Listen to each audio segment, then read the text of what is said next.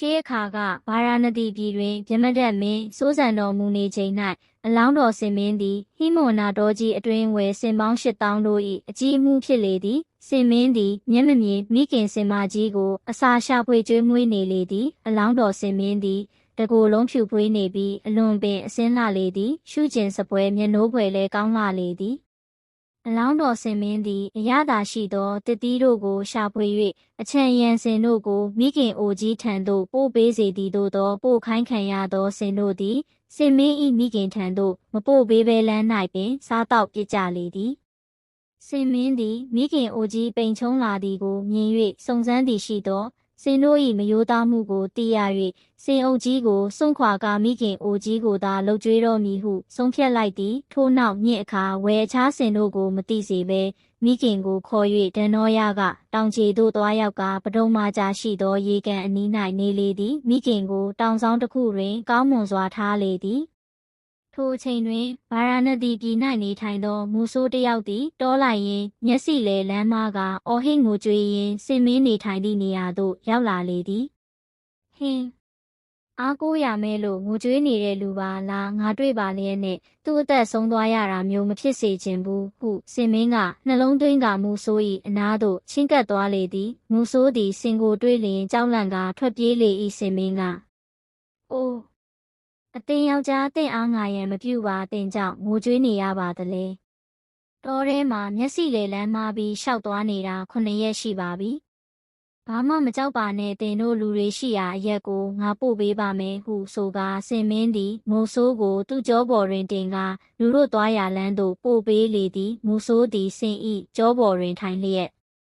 မင်းကြီးကိုစင်ဖြူရတနာဆက်တရသောငါကိုဥစ္စာများစွာချီးမြှင့်တော်မူမှာအမှန်ပဲဟုတွေကသွားရာလမ်းခရီးမှတစ်ပင်တို့ကိုအမှတ်သားပြုလာခဲ့သည်စင်မင်းကလူတို့သွားရာလမ်းသို့ရောက်လျင်မူဆိုးကိုကြောပေါ်မှချ၍တောထဲသို့ပြန်ဝင်လာခဲ့သည်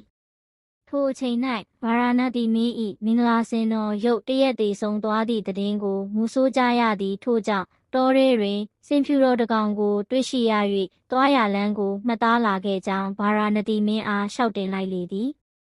မင်းကြီးသည်မူဆိုးလျှောက်တင်သည့်စကားကိုကြားလျင်ဝမ်းမြောက်ဝမ်းသာစွာဖြင့်စင်စရာလမ်းပြမူဆိုးနှင့်အချံရံများစွာတို့ကိုတောတွင်သို့အမြန်စေလွတ်လေသည်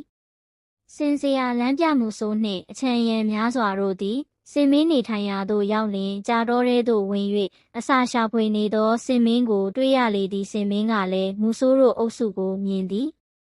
ဒါကမူဆိုးကြောင့်ပေပဲသူအသက်ကိုကယ်တင်ပေးခဲ့သည့်ကျေးဇူးကိုလည်းမသိငါဟာအားကောင်းတယ်ဒါပေမဲ့တီလာကိုအပြတ်မခံနိုင်ငါအားလှန်နဲ့ထိုးရင်လဲငါသေးခံမယ်ဟုအတိတ်ထံပြုမတုံမလှုပ်ရဲ့၍နေလေဤစင်စရာသည်ကြာအိုင်သို့ဆင်း၍စင်မင်းဤကြံအင်လက္ခဏာတို့ကိုစစ်ဆေးသည်မင်္ဂလာစင်တော်ဤကြံအင်လက္ခဏာနှင့်ပြည့်စုံမှန်းသိလျင်ဗာရာဏသီပြည်သို့ခေါ်လာခဲ့သည်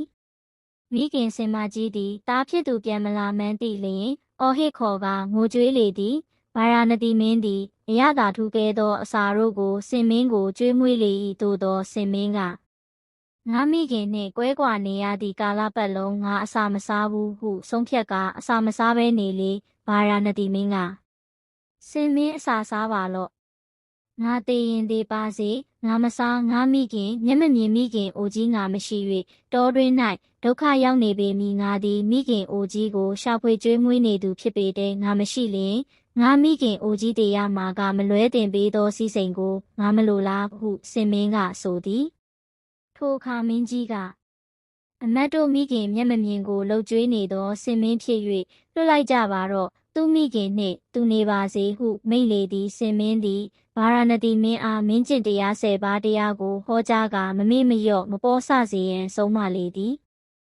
စင်မင်းသည်နေရဲသို့ပြန်ရောက်လျင်ကြာဦးကြာကောင်းများကိုနှမောင်းဖြင့်ရစ်ပတ်ယူပြီးလျင်ရေကိုနှမောင်းဖြင့်အပြည့်စုပ်ယူ၍မိခင်ရှိရာသို့သွားလေသည်မိခင်သည်9 ရက်လုံးလုံးအစာမစားရ၍နွမ်းနယ်နေမှန်းသိ၍ကိုငွေရစေရန်ဦးကောင်းပေါ်သို့ရေဖြန်းပေးလေသည်ထို့နောက်စင်မင်းသည်မိခင်အားအကြောင်းစုံပြောပြလေသည်